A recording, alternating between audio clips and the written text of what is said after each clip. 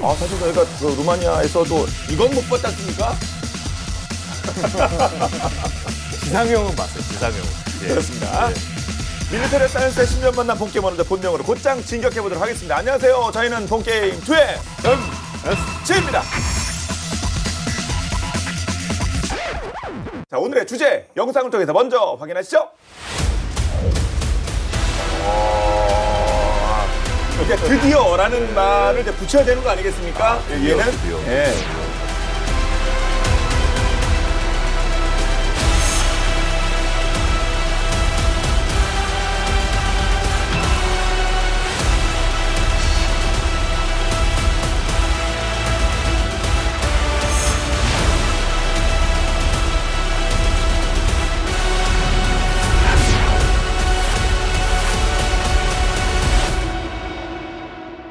다양한 항공작전을 펼치며 하늘에서도 바다를 지켜 우리 해군 전력 증강에 박차를 가하기 위해 지금도 숨가쁘게 준비 중이라고 하는데요. 자, 특히 올해 센 게 이제 줄줄이 들어오기로 되어 있는데 그중에서 방금 영상에서 봤던 시오코, 방금 말씀드린 대로 드디어 오래 기다린 만큼 정말 간절한 기다림 끝에 왔습니다. 저도 마찬가지로 기다리고 있고 네. 기다리던 아기다리 고기다리던 시오크가 드디어 왔습니다. 막강한 대잠 작전 능력을 가진 해상 헬기 MH-60R, 로미오, 그렇죠? 시호크 드디어 올해 도입 예정입니다. 그렇습니다. 예. 네, 현재 미국에서 시험 비행을 하고 있다고 하고요. 올해부터 2025년까지 총 12대가 순차적으로 들어온다고 하네요. 박수 한번 해주세요. 게다가 지난달, 그러니까 6월에는 최신의 대잠 해상 초계기 P-8A 포세이돈 6대도 해군에 인도됐으니까요. 현존 최강의 잠수함 킬러들이 한반도에 드디어 모이게 될 날이 코앞입니다. 그렇습니다. 예. 지난해 9월에 북한이 잠수함 발사 탄도미사일을 탑재할 수 있는 신형 잠수함 김군옥 영함을 진수했던 거 기억하시죠? 심지어 핵 추진 잠수함 건조 계획도 밝혔는데요. 사실 뭐 이런 상황에서 우리 해군의 시호크, 그다음에 포세이돈 도입은 우리 군의 해상 킬체인 능력을 획기적으로 강화시켜주지 않을까 기대를 모으고 있습니다. 그렇습니다. 사실 그 정식 도입을 진짜 그 눈앞에 두고 있는 시오크. 근데 사실 뭐 그 우리 해군은 아니었습니다만은 뭐 이렇게 그 다른 개념을 해서 이미 한국에 온 적이 있었죠. 네, 뭐 아주 최근에 4월 달에 온 적이 있는데요. 네.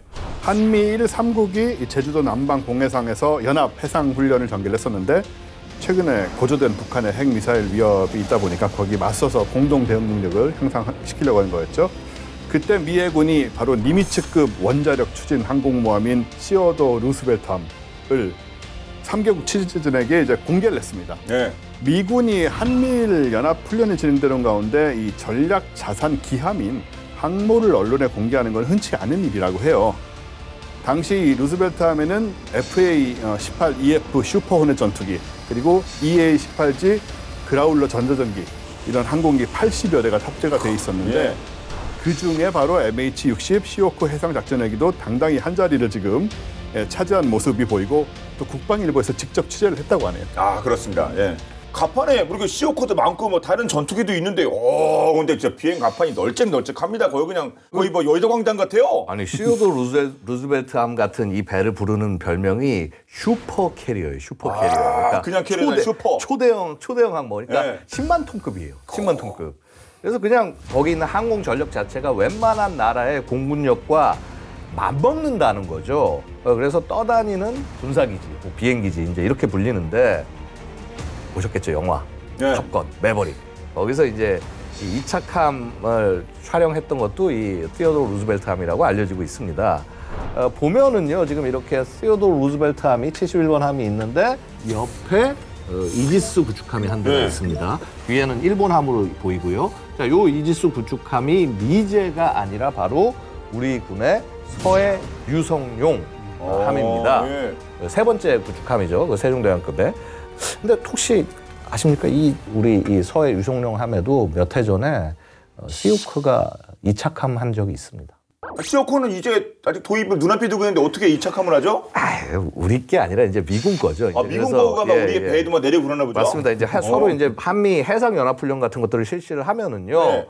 이제 크로스 덱 엑서사이즈라고 해서 연합군들끼리 이제 서로 헬기들을 다른 기체 갑판에 내리는 훈련을 합니다. 그래서 이제 이게 그 모습인가 보네요. 이착함 훈련. 그래서 미국의 이제 공중동력 자산이 함정에서 크로스 덱 훈련을 하는 이유는 결국 뭐 연합작전 능력을 강화시키기 위해서고요. 이제 올해부터는 이제 이렇게 미제가 아니라 우리 군 소속의 시오크 헬기가 우리 함정에 이착함하는 모습을 볼 수 있을 겁니다. 근데 이전 시오크와는 다른 점이 있다고 합니다. 예. 아니 어떤 면이 다르죠? 분명히 뭐 업그레이드 된 게 있으니까 우리가 뭐 새로 도입하지 않았겠습니까? 아무래도. 네, 대잠 헬기에는 보통 잠수함 타격을 위한 경어뢰가 필수로 운영이 되는데요.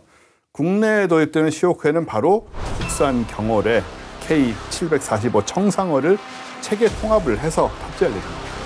근데 미국 기체인데 거기에 그 우리 경어뢰가 들어간다는 게 이게 익숙한 얘기인가? 전 약간 좀 낯선데요. 네, 사실 지금까지 시오크에는 미제 경어뢰인 MK54가 운영이 되고 있었는데 미국 기체, 미국 그렇죠. 당연히 항상 그런 식이죠. 미국 어뢰. 네. 어뢰라고 하면 보통 수상함 공격용인 중어뢰하고 그리고 잠수함 공격용인 경어뢰로 나뉘어지거든요. 경어뢰는 중어뢰에 비해서 이름도 당연히 그렇지만은 좀 작은 타격으로 선체에 심각한 손상을 줄 수 있도록 소형 탄두를 장착을 하고 있는데 그래서 무게가 가볍고요. 가벼우니까 함정뿐 아니라 대잠 레이더를 장착한 대잠 작전 헬기 그리고 대잠 해상 초계기 등에 탑재를 할 수가 있습니다. 공중에서 탐지한 즉시에 경어뢰를 발사를 해서 타격이 가능하기 때문에 잠수함 킬러로서 진가를 발휘할 수 있는 거죠. 시오크에 탑재된 이 MK54는 굉장히 훌륭한 어뢰고요. 미국이 그동안 개발한 어뢰 기술 노하우 이런 게 모조리 축약되고 있다고 해도 과언이 아닌데 심지어 민간 기술도 많이 도입돼 있습니다. 그래서 개발 비용도 크게 낮췄고요. 덕분에 미국이 해외로 함정이나 해상 작전 헬기 또 해상 초계기를 수출할 때는 패키지로 함께 판매가 되는데 어쨌든 이번에는 좀 관점이 달라지는 상황이 된 거죠. 그러네요. 근데 사실 저희가 시오크 도입한다고 그 계획 세웠을 때 당연히 MK54를 거기에 포함해서 가져오는 거 아니었겠습니까? 당연히 그렇죠. 왜냐하면 이제 기본적으로 무기 체계를 구매할 때 항공기에 맞게 무장들이 설정이 돼 있기 때문에 이걸 함부로 바꿀 수가 없어요.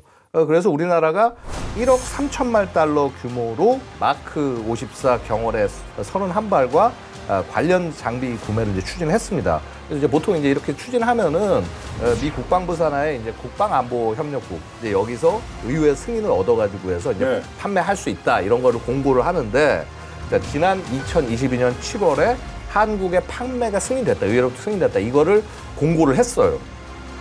근데 올해 초부터 소식이 좀 약간 좀 이상한 얘기가 들리는 거죠. 가격을 올렸답니까? 그게 아니라 이제 이거죠. 시오크는 당장 올해 도입을 시작을 하는데 여기 탑재해야 될 마크 54는 2029년 이후에나 도입을 할 수 있다는 얘기가 전해집니다. 2029년이면은 그동안에 우리가 한 올림픽을 한 번 더 치르고 이게 언제 얘기입니까? 이 말도 안 되는 소리를 아니 빈총 준 거 아닙니까 그러면 물론 다른 역할도 있겠습니다만 말도 안 되네요. 마크 54가 도입이 지연된 거는요. 코로나19 팬데믹 직후부터 이제 수년간 전 세계적 우리 뭐 공급망 문제 그래서 뭐 생산 잘 안 된다, 부품 수급 안 된다 이제 이런 문제에 더해서 러시아 우크라이나 전쟁까지 치러지다 보니까요. 일단 재고가 엄청나게 부족해지는 겁니다. 빨리 다들 빨리 줘 더 사야 돼 이렇게 되다 보니까. 이제 어쨌거나 이유에 어떻건 간에 우리가 이렇게 막 우리 대잠수함 전력을 최신화해야 된다 하면서 고대를 하고 있었는데 중요한 타격 수단이 쏙 빠진 채로 작전에 투입될 위기에 처한 거죠. 사실 저희가 그 K방송 얘기하면서 정확한 납기를 저희가 자랑 많이 했지 않습니까? 그런데 그 납기 늦어진 게 저희에게도 이게 피해로 돌아와가지고 아니 근데 북한 잠수함을 우리가 탐지했다고 하더라도 시오크가 아니 그럼 뭐 어떻게 제압을 해야 될 거 아닙니까? 근데 방법이 없잖아요. 큰 문제인데요. 그러니까 말씀대로 이제 빈총 같은 느낌인데 근데 우리 군은 이걸 이제 기회로 바꾸게 되죠. 미국제 경어뢰 MK 마크 54의 빈자리를 바로 국내 기술로 개발한 경어뢰 K745 청상어로 대체를 하게 되는 겁니다. 올 초만 해도 사실은 청상어 탑재 그 가능성만 제시된 상황이었는데 최근에 결정이 났다는 공식 보도가 있었고요. 시오크 제작사인 로키드 마틴도 긍정적인 반응이었다는 후문이 있습니다. 네. 그럼 오히려 이거는 아니 오히려 이거 표정 관리되는 거 아닙니까 이거? 누군가 실수한 거 이제 우리가 딱 이제 가져가는 거죠. 그렇죠. 이거 어쩔 수 없어 이거. 우리도 이거 중요하니까. 하여튼 뭐 이거 이렇게 박수 치는 거 맞죠? 아, 박수 쳐야죠. 그렇죠. 예. 청상화가 이미 뭐 검증된 무기체계이기 때문에 그런 거 아니겠습니까? 예. 이게 이제 3년째 접어들고 있는 우크라이나 전쟁을 봐도요. 전쟁의 승패라고 하는 것이 결국 이게 탄약, 미사일 등 이 가장 핵심적인 재래식 무기 체계가 얼만큼 제대로 생산되고 공급될 수 있냐가 정말 중요한 거거든요. 그러니까 우리 또한 그 미래를 대비해서 뭐 탄약, 미사일 계통은 최대한 국산화를 해서 충분한 재고 수량을 확보하는 게 중요한데, 자, 이런 맥락에서 봤을 때 시오크에 청상어, 경어뢰를 탑재한다. 뭐 이건 뭐 엄청나게 나이스 박수 칠 일이고. 물론 이외에도 장점이 많은데 이건 차차 말씀 좀 나누죠. 네. 자, 그럼 지금 MK54와 청상어 이야기를 나누고 있는데 그럼 하나하나 그 스펙을 정리해 보도록 하겠습니다. 먼저 MK54부터 마크 54부터 스펙 한번 살펴볼까요? 네, 이 MK54는 미국 방산업체인 그 유명한 레이시온이 생산을 하고 있는데 경어뢰인 MK46을 대체하고 MK50을 보완하기 위해서 2003년에 개발이 됐습니다. 길이는 2.72m, 지름 32.4cm, 무게 276kg이고요. 고폭탄이 든 탄두 중량은 44kg, 사거리는 15km입니다. 왕복 외연기관 덕분에 최고 속도가 시속 74.1km에 달하는데 이게 얼마나 빠른 속도냐 하면 이제 물속이란 걸 감안을 해야 되는 거니까요. 이 마크 54가 탑재된 시오크 레이더망에 만약에 북한 잠수함이 발각이 된다 그러면 달아날 가능성이 제로에 가깝다. 일단 들키면 뭐 잡힌다고 생각을 해야 되고요. 그래서 이 능력을 많이 인정을 받아왔고, 그래서 이 마크 54가 미 해군은 물론이고 인도 그리고 호주 해군, 영국 공군, 태국 해군이 이미 사용을 하고 있고요. 우리나라 역시 도입해서 MH-60R 시오크뿐만 아니라 대잠 해상 초계기 P-8A 포세이돈에도 탑재해 사용할 예정이었죠. 네. 이렇게 뭐 전 세계적으로 뭐 공인된 그런 MK54에 비해서 자 우리 국산 청상은 어떻습니까? 선진국 최고 수준의 어뢰에 비해서 거의 동등한 성능을 가졌다라고 말씀드릴 수 있어요. 그러면 엄청난 거죠, 사실은. 예. 청상의 개발 역사는 꽤 거슬러 올라가는데요. 우리나라는 1970년대 초 어뢰 국산화를 이제 그때부터 시도를 해서 1993년부터 경어뢰 청상어의 탐색 개발을 시작을 했습니다. 이제 보통 탐색 개발이 되고 난 다음에 체계 개발로 넘어가면서 이제 양산이 되는데 1995년부터 본격 개발, 그러니까 체계 개발에 들어가서 2004년에 시제품이 드디어 나왔죠. 당시 이제 해군 주관으로 운용 시험을 실시를 했어요.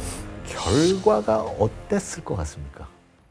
이거 둘 중에 하나인데 대박이건 아니면 아주 안 좋아가지고 우리 또 우리 엔지니어분들이 또 마침 소위 무슨 고생하셨다 이거 둘 중에 하나 스토리인데 그럼 긍정적으로 하죠.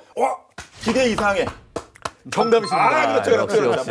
긍정적으로 봐야 됩니다. 긍정적으로 봐야 돼요. 찍어도. 우리 MC님의 가장 큰 그 긍정의 힘. 수상함 3회, P3C 4회, 링스 헬기 1회 등 8차례 이제 발사 실험을 그러니까 함정, 대잠 초계기, 이제 대잠 헬기 그래서 모두 이제 한 거예요. 8차례 발사 실험에서 청상어는 목표물 100%를 명중을 시켰어요. 그래서 이제 우수한 성능도 보여주고 이제 구축함 등 뭐 구축함 항공기 등 다양한 발사 플랫폼과 연동할 수 있다. 이걸 입증을 한 거고요. 자, 이렇게 탄생한 국산 경어뢰 청상어는 미국과 영국, 독일, 프랑스, 이탈리아, 중국, 일본에 이어서 세계 7번째로 개발한 수중 유도 무기 체계의 반열에 오르게 되었습니다. 이후 우리나라는 영국에서 도입한 해산작전 헬기 링스와 AW159 와일드캣의 국산 청상어를 통합해서 운용을 하고 있습니다. 보고 계신 영상이 바로 우리 해군이 운용 중인 AW159 와일드캣에서 청상어를 투하하는 장면이죠. 이 빨간 이 어뢰가 청상어군요. 빨간 어뢰가 청상어네. 눈에 띄게 하려고 그래 색깔을 칠했겠죠. 이렇게. 그러니까 이제 시험 평가기 때문에 이제 이 탄체를 확인을 해야 되니까. 청상어는 길이 2.7m, 지름 32cm, 무게 280kg 정도니까 아까 말씀드린 미국제 이제 마크 54하고 거의 뭐 같습니다. 크기는.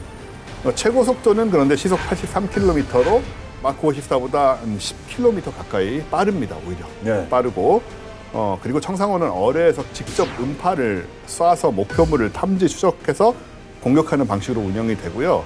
또 빔 조향 기술을 적용한 능동형 소나 이 탐지 거리가 세계 최고 수준으로 알려져 있고 또 지향성 탄두를 탑재를 해서 1.5m의 철판을 관통할 수 있는 이중 선체의 잠수함 타격이 가능하다. 네. 이렇게 이제 나와 있고요.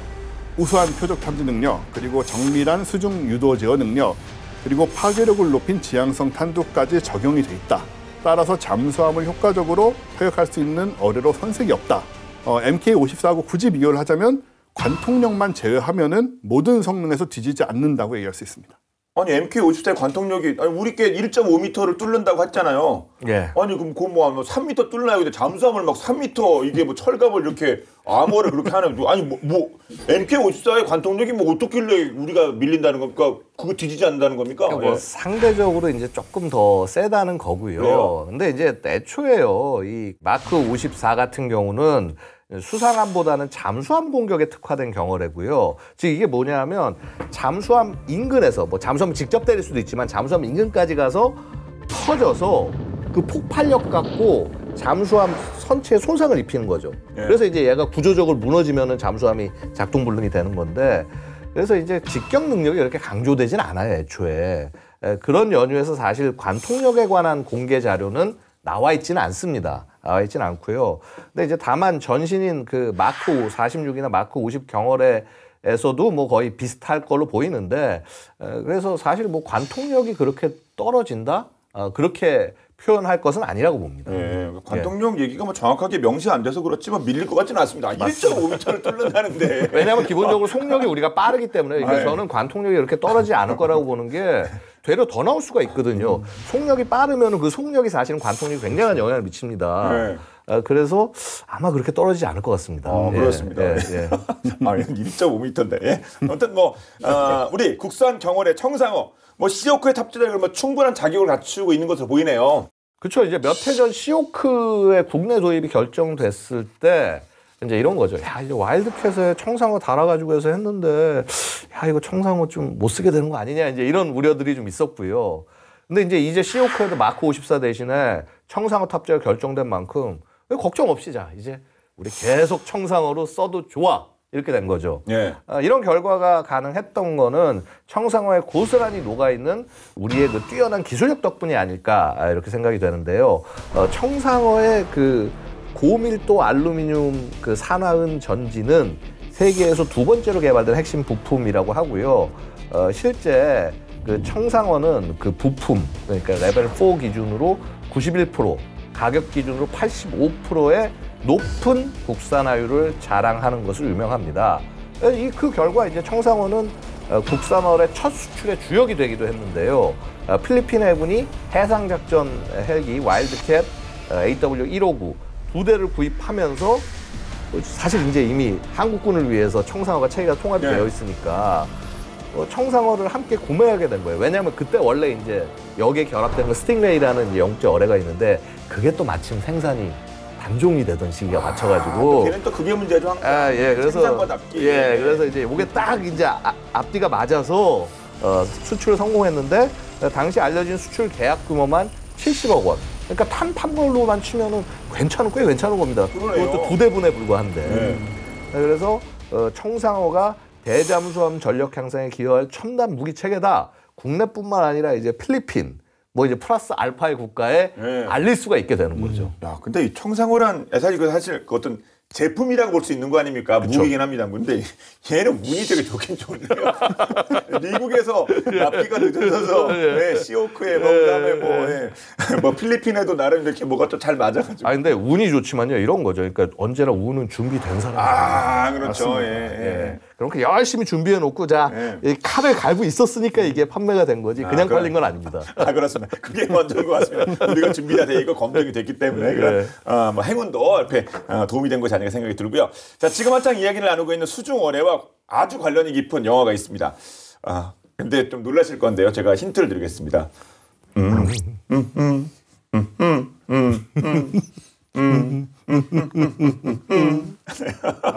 뭔지는 알겠는데 이렇게 듣기 편하진 않네요. 예. 아니 그게 아니라 본 게임과 안 어울리기 때문에 불편하신 거 아닙니까? 무슨 영화인지는 아는데 이게 본 게임이 나올 내용이 아니기 때문에 여러분이 좀 불편하신 거예요. 여러분 그걸 잘 하셔야 됩니다. 뮤지션이셔서 까다로우셔 뮤지션이셔서 음정 박자가 엉망이죠. 아무튼 예 다들 아시는 것처럼 사운드 오브 뮤직인데요. 근데 이 사운드 오브 뮤직이 사실 본 게임에 언급될 이유가 거의 없는데 근데 오늘의 주제만은 정말 딱 맞습니다. 과연 사운드 오브 뮤직과 본 게임 그리고 어뢰에 얽힌 이야기 어떤 것일지 본방 야사에서 살펴보겠습니다.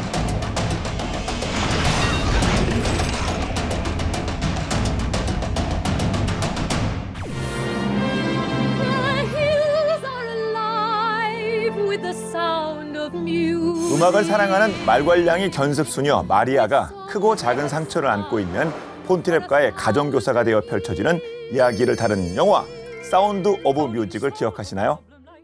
영화 속에 등장하는 주인공 폰트랩은 음악을 사랑한 예비수녀 마리아의 남편으로만 알려져 있지만 실제로는 해군 명문 집안의 가장이자 오스트리아 해군의 에이스로 명성이 자자했다고 하는데요. 심지어 그는 어뢰와 뗄래야 뗄 수 없는 인형까지 지녔다고 합니다. 주인공 마리아의 서사에 가려져 알려지지 않은 폰트랩의 숨겨진 이야기는 과연 무엇일까요?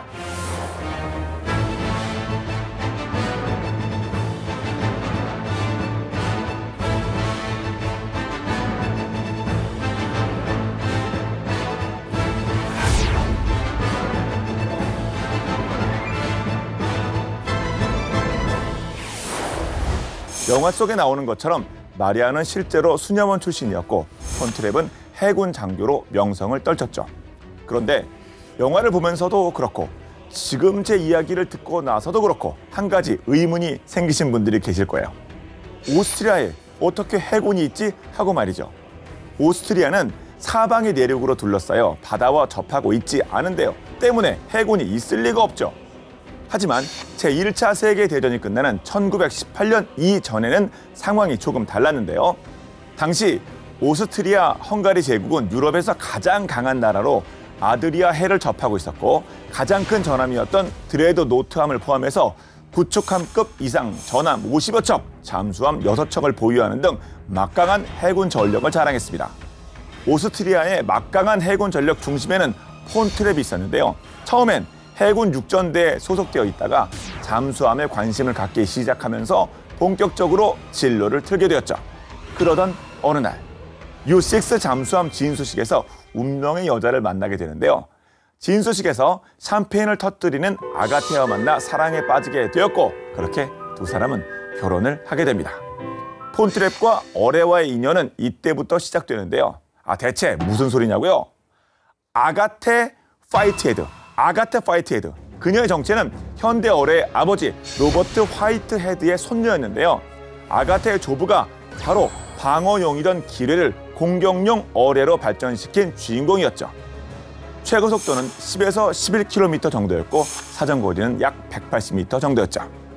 화이트헤드가 정교하게 다듬어 개발한 어뢰는 1869년 해군력이 약했던 오스트리아 해군에 의해 채택되는데요.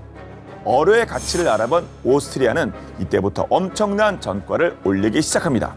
정확히는 폰트랩이 이 어뢰를 이용해 무서운 기세로 공을 세우기 시작했죠. 1914년 6월 28일 제1차 세계대전이 발발하고 1915년 4월 17일 폰트랩은 U5 함장으로 취임하는데요. 그는 이때부터 신형 화이트헤드 어뢰를 사용하며 그 능력을 10분 발휘하기 시작합니다. 함장 취임 9일 만에 프랑스 해군 중순양함 레옹 감베타 함을 야간에 수중에서 어뢰 2발을 발사해 2발 모두 명중시키는데요. 아드리아 해에서 최초로 수중 야간 공격에 성공한 잠수함 공격이었죠. 피격 10분 만에 침몰했고 648명이 사망하고 137명만이 생존하게 됩니다. 1915년 8월 5일에는 이탈리아 잠수함 네라이드함을 발견하는데요. 네라이드함이 U5를 향해 어뢰 한 발을 발사했으나 빗나갔고 U5는 회피하는 네라이드함을 향해 침착하게 어뢰 한 발을 쏘아 명중시켰죠. 네라이드함은 전승조원과 함께 침몰했고 이 교전은 제1차 세계대전 중 희귀한 잠수함 대 잠수함전으로 기록되었습니다. 19번의 출동 동안 그는 13척의 연합국 선박 총 45,669톤을 격침시켰고 상선 한 척을 납포하는 등 오스트리아 해군의 에이스 잠수함 함장으로서 용맹을 떨치게 됩니다. 이 모든 전과들이 신형 화이트헤드 어뢰를 적극 활용한 덕분이었죠. 그 결과 폰트랩은 잠수함의 에이스라는 별명과 함께 수많은 훈장을 받게 되는데요. 프랑스 주력함 중순양함 내용 간베타 격침으로 오스트리아 제국 최고의 훈장인 마리아 테레지아 무공 훈장까지 받게 되죠. 폰트랩은 이후에도 해군 장교로서 삶을 이어가나 싶었지만 제1차 세계대전이 끝나고 그는 소령으로 예편하게 되는데요. 오스트리아가 내륙국이 되면서 더 이상 해군을 운영할 일이 없어졌기 때문이었죠. 이후 오스트리아를 떠나 미국으로 이주해 가족들과 함께 음악가로서의 삶을 살다 생을 마감했다고 합니다. 1965년 개봉작 사운드 오브 뮤직의 배경에는 우리가 미처 알지 못했던 어뢰에 얽힌 폰트랩의 서사가 있었는데요. 영화 속에서 폰트랩은 전역한 사회인이었지만 자녀들에게 해군 복장을 입히고 보슨 파이프로 아이들에게 제식 훈련을 시키는가 하면 마리아와 결혼할 때도 해군 제복을 입는 등 이미 역사 속으로 사라진 오스트리아 해군의 큰 자부심을 보여왔는데요. 해군으로서 긍지를 가지고 자신과 조국을 사랑하며 살았던 폰트랩이라는 이가 있었기에 세기의 명작 사운드 오브 뮤직이 탄생할 수 있었던 것 같습니다.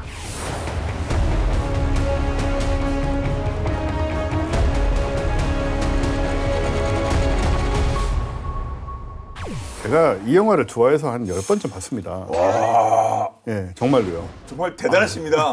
우리 저 번데기 앞에서 줄 잡다 큰일 났어요. 저는 뭐, 영문색은 30회 봤지만 사운드 오브 뮤직 10회는 대단하십니다. 예, 그래서 아까 그 부분도 제가 불쾌했다고 말씀드렸는데 근데 저는 이 영화를 보시면요. 대부분 기억 못 하시지만 그 첫째 딸이 연애를 하는데 그 남자친구한테 자기 아빠에 대해서 빅 네이벌 히어로였다.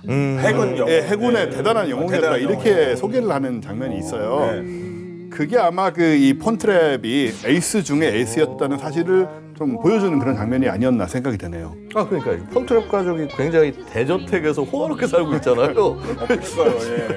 야, 이게 저렇게 아무리 해군 명문 집안이라고 해도 저 정도까지는 아닐 텐데 이제 싶었는데 첫 번째 부인의 조부가 로버트 화이트헤드였다고 하니까 곧바로 납득이 됩니다. 예. 그러니까. 예, 어뢰를 거의 만든. 그러니까요. 어뢰. 특허만 하더라도 지금도 우리가 만들고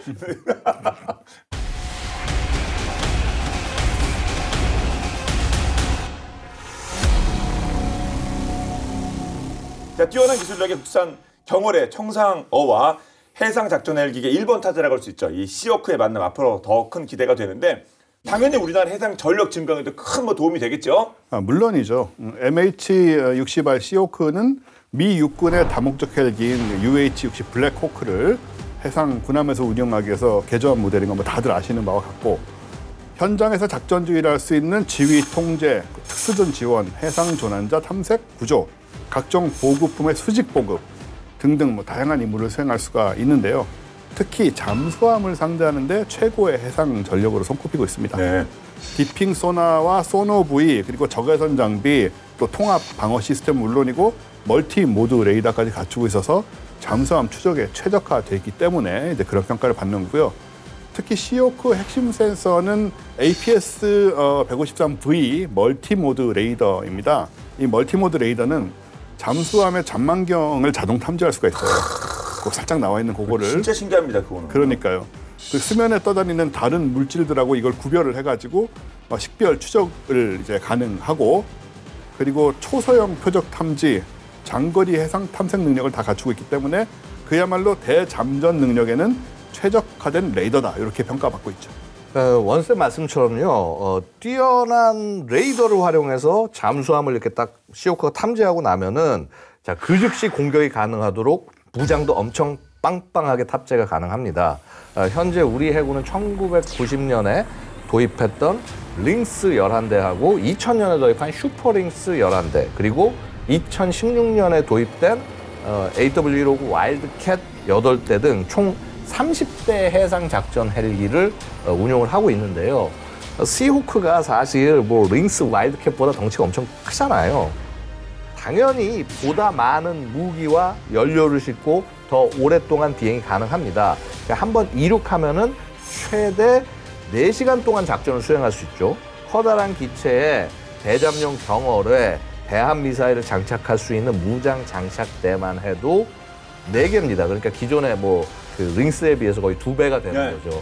게다가 여기에 가장 핵심적으로 우리 국산 경어의 청상화가 탑재됩니다. 네. 말씀처럼 시호크가 커서 이런 좋은데 근데 또 이게 큰 게 단점이 돼서 이게 그 어떤 무기 체계의 어떤 그 도입에 걸림돌이 된다 이런 얘기가 나온 적도 있었죠.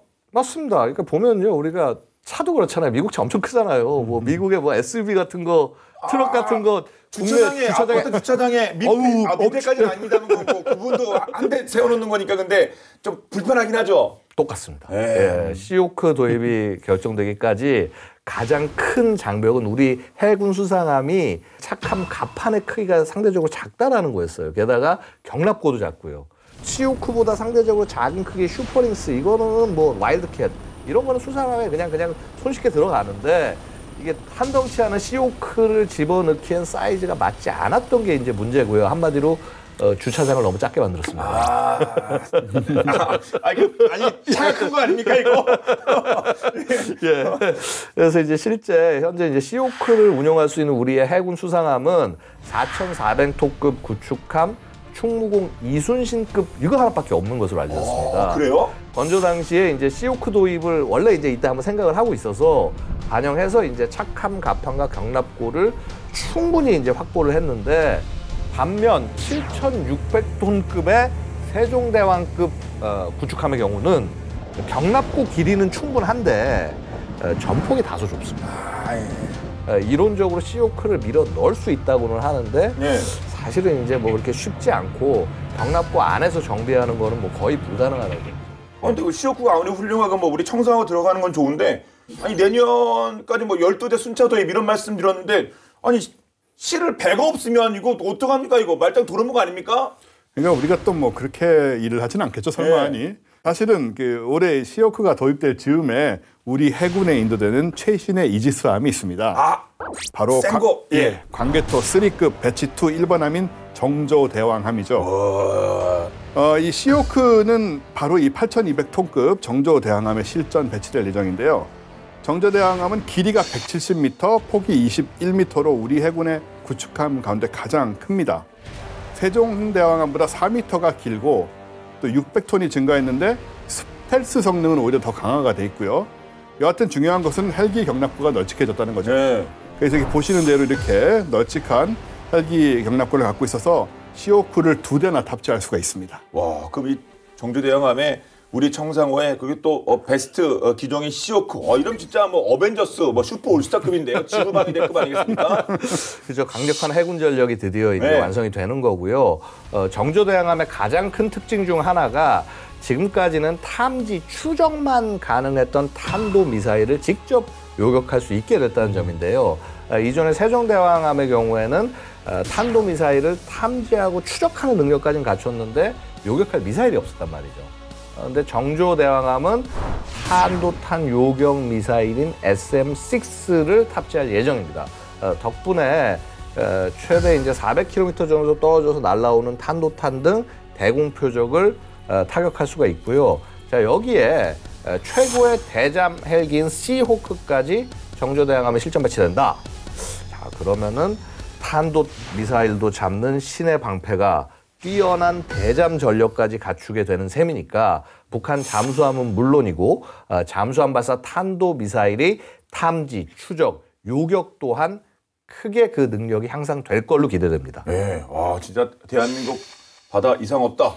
우리 해군 든든. 이럴 때 딱 써야 되는 것이 아닌가 생각이 되네요. 네. 그리고 아직 뭐 만족하기엔 이런 것이 또 있습니까? 예, 우리 해군은 해상작전헬기 1, 2차 사업에 이어서 내년부터 해상작전헬기 2 사업도 또 추진을 할 예정인데 노후한 링스를 대체하기 위해서 이제 해상작전헬기를 9개 구매를 하는 거죠. 도입 대수는 아직 공개가 되지 않았는데 기종 린스 전력을 고려를 하면은 24대 가량은 될 것이다라고 짐작이 되고요. 2025년부터 2032년까지 총 사업비 2조 8,700억 원이 투입될 예정입니다. 그러니까 말씀드린 대로 12대 시오크가 내년에 뭐 순차적 도입 뭐 이런 얘기가 있는데 20여 대가 넘는 해상 작전 헬기가 또 투입된다. 시도직이긴 한데 그럼 어떻게 들어오는 거예요? 시오크 들어옵니까? 아니면 그러니까요. 이제 뭐 어차피 경쟁 입찰로 진행이 되니까요. 해상작전 헬기 2 사업 후보 기종은 뭐 당연히 지금 MH60 그 로미오, 시오크가 대표적으로 손이 꼽히고 있는데 여기에 NH 인더스트리의 NH90이라는 헬기도 언급이 되고 있습니다. NH 인더스트리요? 그 우리나라 기업입니까? 국내에서는 우리나라 금융 이름 때문에 국내에서 농협 헬기라는 애칭으로 알려져 있는데요. 사실 이제 이 기체는 들러리가 아니냐라는 의견이 있어요. 들러리하는 거는 유력하지 않다 그 말씀이겠죠? 그렇죠. 이게 보시면 이렇게 굉장히 덩치도 크고 막 힘도 있어 보이는 헬기인데, 자 이게 뭐 문제가 한두 가지가 아닙니다. 일단 호주는요 NH90을 이제 현지 생산을 해서 MRH90 타이판이라고 이름을 붙여가지고 활용을 해왔는데요.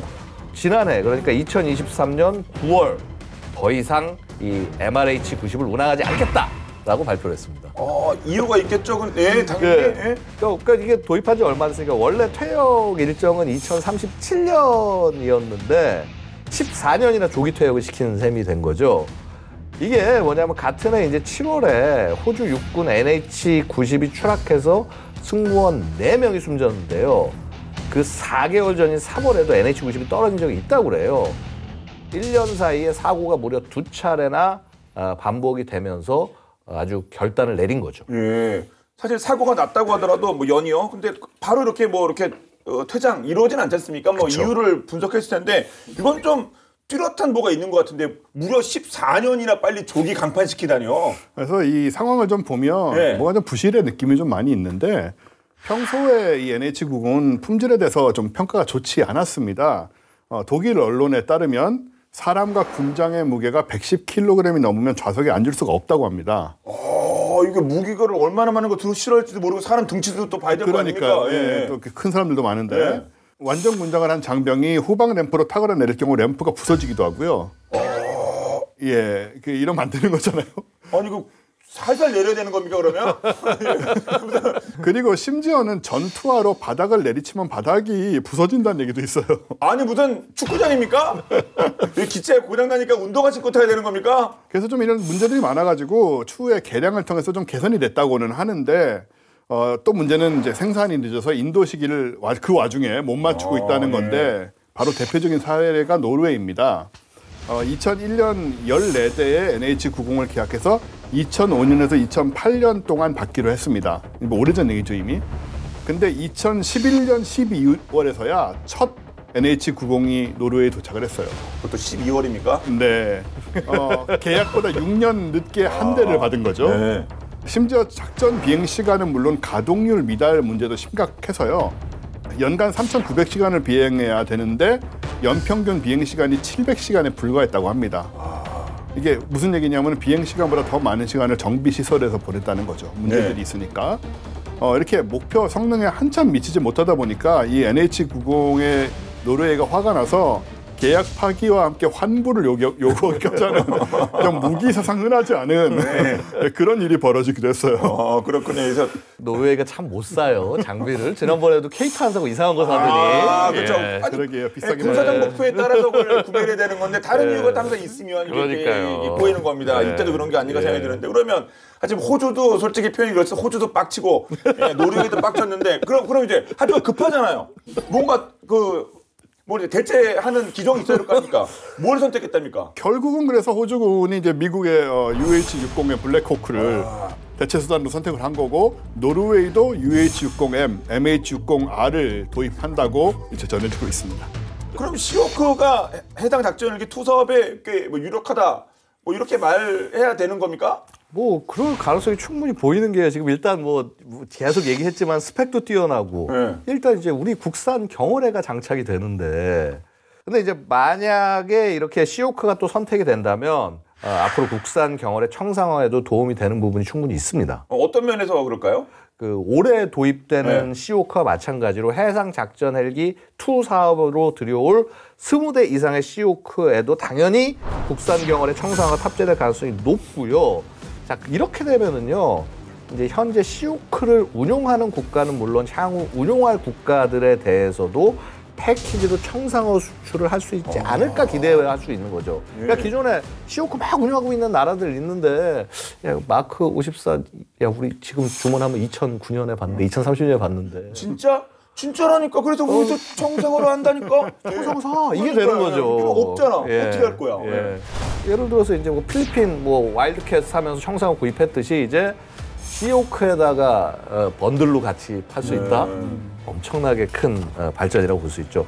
CO크 외에도요. 사실은 또 이 청상화가 엄청나게 기대가 되는 게 보잉의 해상 초객이 그 P-8A 포세이돈에도 미국산 경월의 마크 54를 장착할 계획을 갖고 있는데 하지만 마크 54도 물량이 또 부족하잖아요.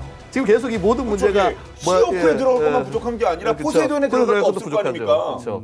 그래서 이 포세이돈에도 국산 경월의 청상화를 탑재하는 방안을 논의하면 어떨까.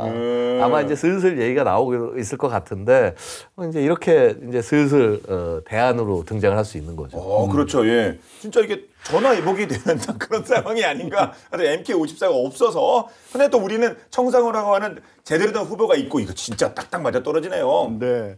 그럼에도 불구하고 또 이제 계속 발전을 해야 되는 거니까. 그렇죠. 국산 경월회가 또 한 번의 도약을 준비하고 있습니다.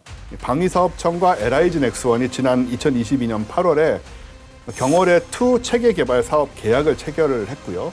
그래서 신형 경월회 개발에 돌입을 했습니다. 청상화의 탐지 및 공격 능력을 향상하기 위한 사업이고요. LIG 넥스원은 경월회 2의 적 잠수함정 탐지 그리고 공격 능력을 향상시키기 위해서 신형 음향 탐지 센서를 개발할 계획이고요. 진화하는 적의 기만기에 대한 대응 능력을 높이고 또 원거리에서 더 빠르고 정확하게 공격할 수 있는 능력을 키울 예정입니다. 그래서 다가올 2029년까지 국산화율 95% 달성을 목표로 또 은밀성을 기반으로 하는 최신 기술 트렌드가 적극 반영된다고 하고요.